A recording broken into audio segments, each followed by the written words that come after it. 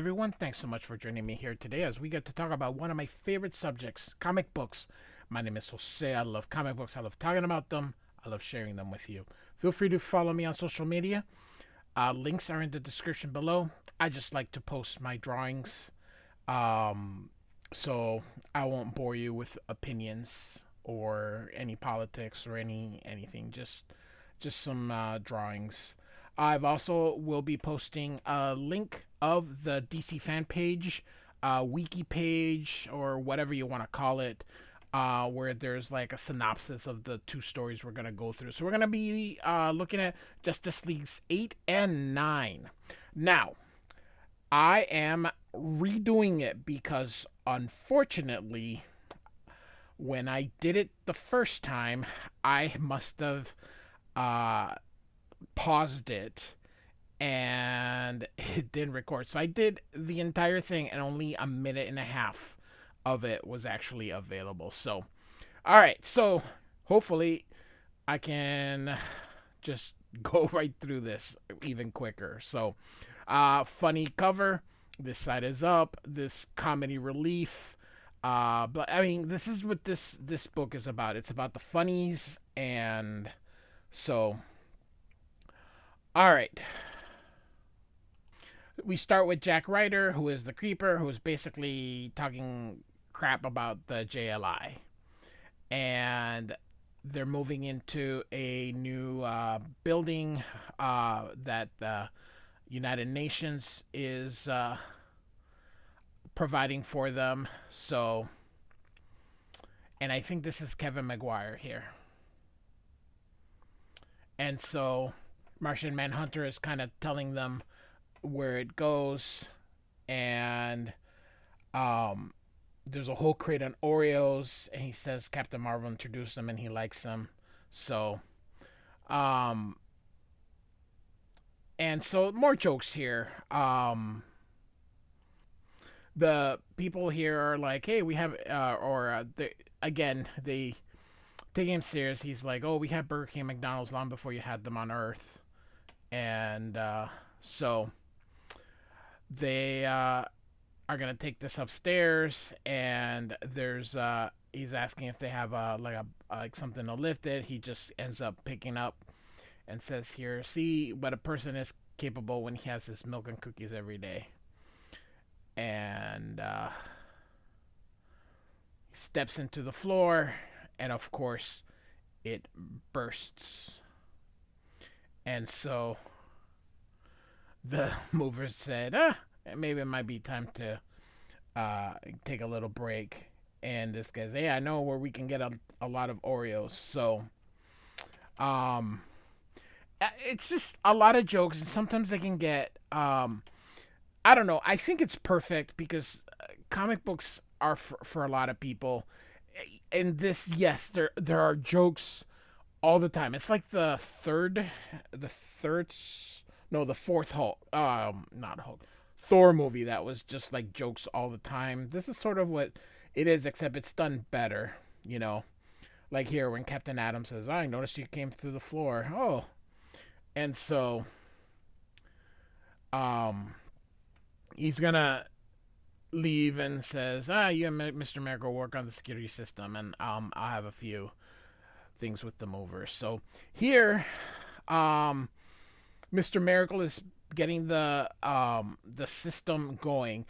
Captain Adam wants to help, but Mr. Miracle says he has it, and um, he's getting ready. He's just wants to help, and he's like, "Oh, I'll just plug this in." Of course, when he plugs it in, it creates like a big shocking thing, and Captain Adam's first instinct is to shoot it, which of course destroys the system. And he just says, it's my reflex. He's like, I worked all day for this, blah, blah, blah, blah. And, he spent all this time, 8 hours, and he's like, he's sorry. And then just, are you crying? So John comes back, asks if there's an attack, says in a manner of speaking, and he's like, oh, these things happen, and, it's the little things that bring us together. but then he decides to be quiet because he realizes he's making it worse. He's just mutter grumble grumble grumble, and Martian Manhunter asks him where he's going. He just yells out, "Don't you think you should?" And he just says no. Asks what happened. He says, "This is a tiny accident, minor mishap, misunderstanding." He's like, "What happened?" He goes, "I blew up the security system. Could have happened to anybody." And John says he'll go deal with this later. I like Oberon here. "Hey, what's with Scott? He nearly trampled me on his way out." So, he's like he tells him everything that kind of happened, and the building is a badly constructed nightmare. Can't believe this is the best the UN could find in New York. Um, so he says, "Oh, the ceilings are terrific," and then everybody he snickers. He's like, "It was a joke." Um, so then, of course, the power goes out. So then in Russia, they're going into the Russian consulate for the JLA. So, like I said, Batman and Martian Manhunter are going into the JLI's embassy here, and the KGB doesn't want to allow Guy Gardner in because he's not wanted. He threatens Russian security. And of course, if you remember, this is the Guy Gardner that was punched by Batman. I have a playlist for all the Justice League. If you've missed it, go check it out.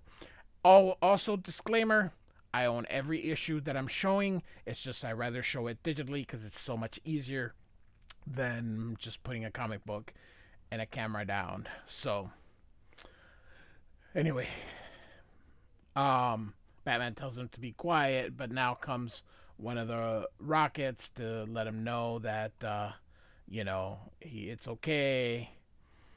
And Guy Gardner says I should apologize. I don't want him to think I'm some kind of terrible person. He's very sensitive, and Batman's like, "Yes, I know." Now, keep in mind how much of a jerk he was prior to the punch from Batman. And then when he was getting up, he hit his head when he saw a mouse that scared him. So in comes, and all these people are getting everything set up. And anyway, they tell him that the building is secure. And when they leave, he wants the Green Lantern here to use his power rings for any hidden listening device. Then, of course, they're like, "You don't think they'd try to eavesdrop? That's immoral." And Batman's like, "I don't think it, Guy. I know," because he's already taken. And then he's like, "Oh, that's awful." And then the rocket comes through. "What's awful?" And he's about to tell him, but Batman, of course, puts his hand in his shoulder firmly. "Found what?" And then he changes it. "Oh, found a bathroom with state-of-the-art plumbing." And then Batman takes him out of the way. And so, he can't believe that is the same Guy Gardner. So here, he's the head of the the liaison. He's telling the driver he's got to get there fast, and he says he's driving as fast as he can. And he says here, he doesn't even know the name. He just calls him driver. He's a designated bureau chief for the JLI. In 2 minutes, he'll be late for his appointment with Batman. I'm never late. And if he's late because of his incompetence, he will be late for dinner for the rest of his life. And of course, meaning he'll have him killed. So, guy gets him there, tells him to pick him up at 9 o'clock sharp. He says he'll be here at 8:30. He says, "Excellent." And he's like, "Hi, Batman." And then he introduces himself. And he says, "Oh, can you explain this?" And says, "I don't understand." And of course, I think you do. And he sees the listening bugs. It's like, "Oh, tiny accident, minor, the same stuff." So, all right. Mr. Miracle's about to go pick up a surprise, and well, I won't ruin the reveal here, but this person's like, oh, it's so beautiful, and wait till you see it, and it says, what do you think? And of course, now he's smiling, so whatever it is, it's making him happy.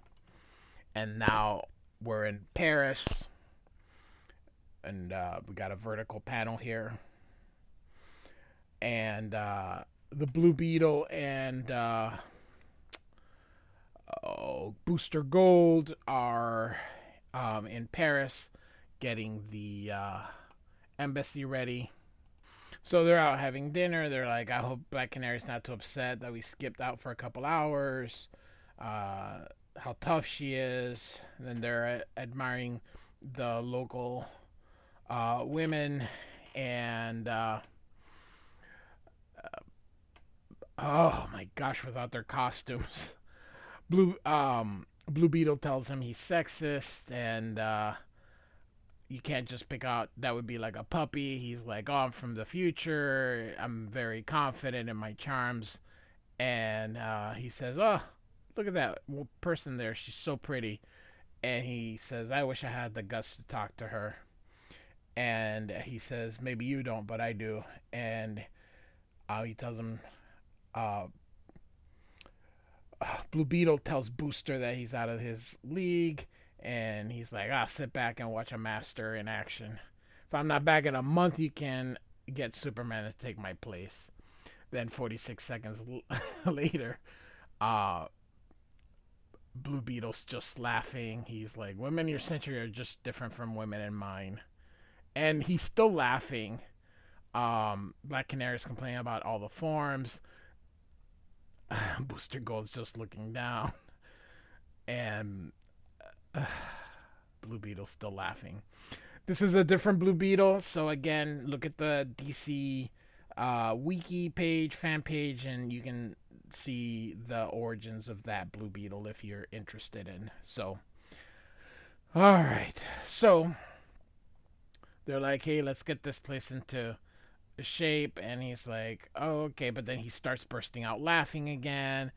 And just Booster's like, it wasn't that funny. And he just continues laughing. So he meets that lady that he turned down. Turns out it's their liaison. And she can't recognize him with his costume on, that it was the person that she had apparently declined. And he goes in, and Blue Beetle's still laughing. So, and back in New York, the new shuttle has arrived, which is what Mr. Miracle picked up. And they're like, he can't land under the roof. That won't hold it. And of course, as soon as he puts it in, crash, it goes through. He's like, I'm so embarrassed. And so he's gonna he excuses himself to go scream somewhere and says, hey, can I join you? And he's like, sure, I don't mind. So back in France, Blue Beetle's still saying the story of everything that's happened, or maybe they're all back together. So anyway, so Oberon comes and says we got a first transmission, and he says go get the ship, but Beetle will be piloting it, and he's like, you'll get your chance in a week or two. And of course, Blue Beetle's still still laughing. So he tells him he sounds like Batman. So and so we are going to actually go through. So Kevin Maguire did not do this part. This is kind of like a backup story. So I'm just kind of move this along, and then we'll get to the next issue here. Keith Giffen pencils this part. So but this is a separate story kind of going on at the same time. I like this. So so we go to issue 9 now. This is a tie-in to a series that DC ran for 12 weeks, and you don't have to read it. Just know that it just kind of um, doesn't follow the normal flow of the story. It does a little bit, but not too much. So, Millennium, I'll just tell you real quick. Millennium was, like I said, a small thing that were the Manhunters were revolting against the Green Lanterns. Feel free to look in the DC link that I provided if you're interested in. So here we go. So they are leaving where they were about, the meeting the Guardians and everything and all that kind of stuff. So they are talking about some of the stuff that happened in that first issue of Millennium. So Blue Beetle's like, Guy Gardner keeps waving at us every couple of minutes and smiling. It's creepy. So, and Mr. Miracle tells us it's not creepier than what we learned about the Manhunters, etc., etc. So, and here Red Rocket is going to be a little different. So, as he's being a little different, it turns out that he is a Manhunter, and he will take off his or not yet, but we're gonna get to another part. Sorry, I've kind of losing my place a little bit, but that's all right. I found it here. So Oberon says he's tracking that they were heading toward Paris, but now they seem to be heading toward the Middle East, and he can't raise them on radio. And so he's from behind. Mr. Miracle's trying to deactivate or do something here. So, and he's doing help here to see if they can see. Here he takes off his mask, reveals the Manhunter's face, and so he tries to short circuit, but that doesn't work, and he ends up going. And he says, we cannot be stopped. And he's like, you can say that again. We cannot be stopped. He goes, no sense of humor. So he wants them to join them against the Guardians. The heroes, of course, don't. So off we go.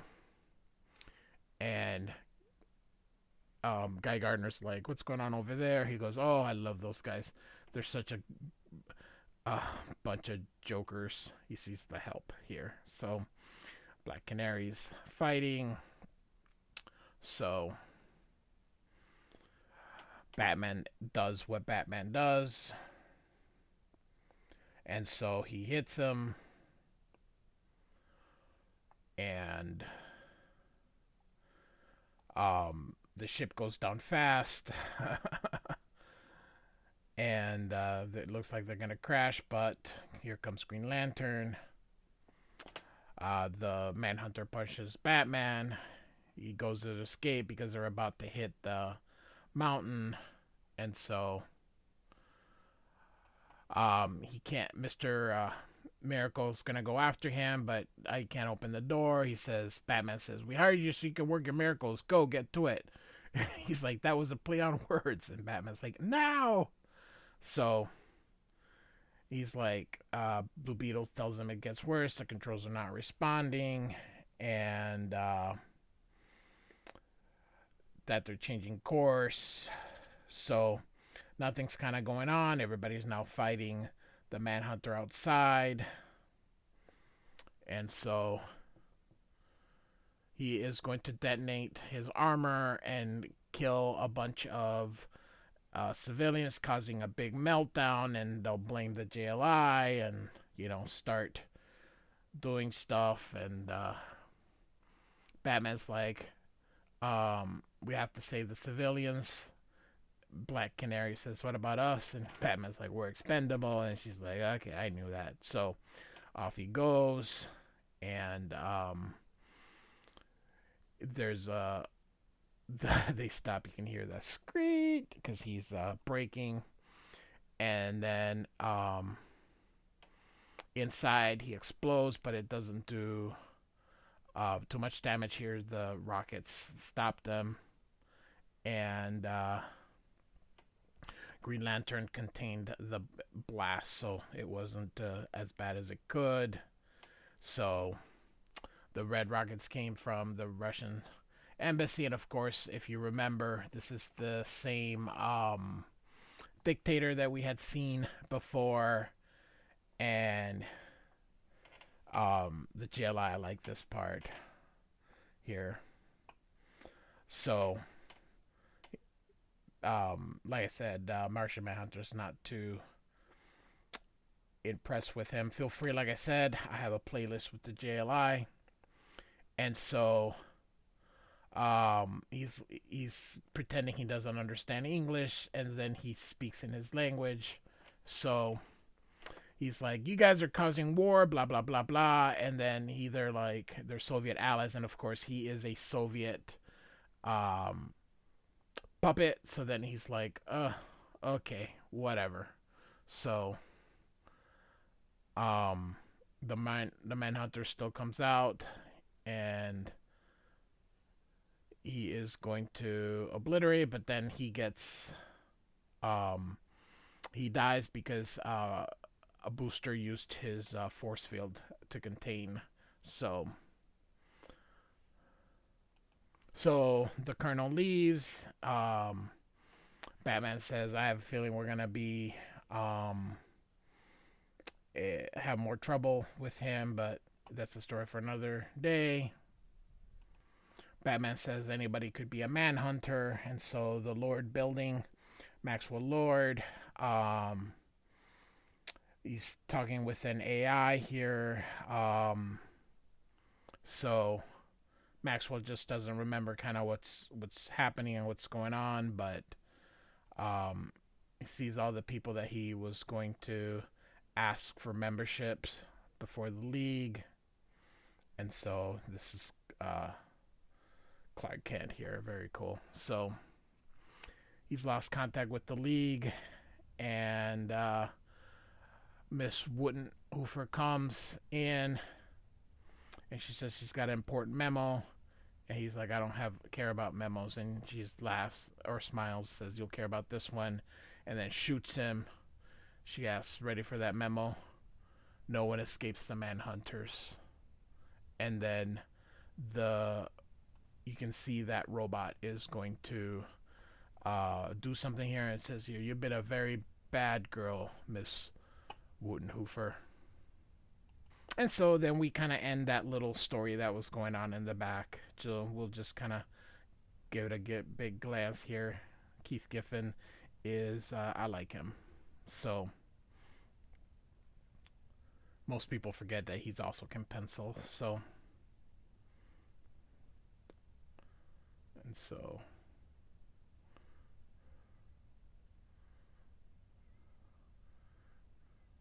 And so that was it. So hope you enjoyed it. JLI, Justice League Internationals 8 and 9 from 1988. Like and subscribe. Thanks for listening.